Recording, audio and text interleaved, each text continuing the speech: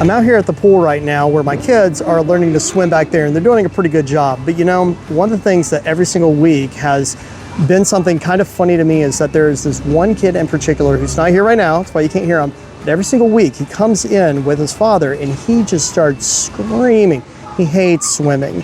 And you know what? His father is just so patient with him and sits in that water and, you know, holds him and smiles, understanding that he knows that his son can do something even if his son doesn't. Sometimes I wonder if that's how God looks at us. Whenever he asks us to do things and we sit here and we scream, or we might get scared, or we might get anxious because we don't know if we can really do that thing that God has called us to do, only to find out that God knew better than us the whole time. This is exactly what you see in the life of Moses, where Moses was being called by God. And in the midst of being called by God, he sat here and said, well, I can't do that. You know, I don't know if I'm worthy to do that. I've made too many mistakes. And at one point in time, he even says, you know, I can't speak. I have a stutter. And God responds in this amazing way where he says, who put the mouth on men to speak?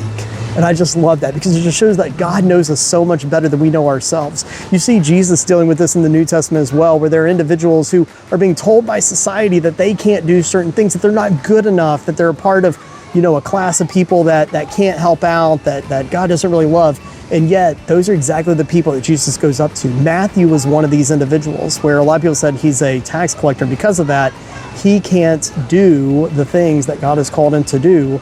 And yet Jesus Christ calls him and he writes this gospel that we cite more than anything else. It's just something for us to remember that whenever God calls us to do things, we may think we can't do it, but sometimes I think God does that on purpose. Because just when we think we can't do something, that's when God shows us how capable he is through the things that we are called to do. In a way, we get a chance to participate in God's strength because he calls us to do things that require more than we think we're capable of doing. So then when we succeed, we look at it and we say, I didn't do it because of me, I did it because of God.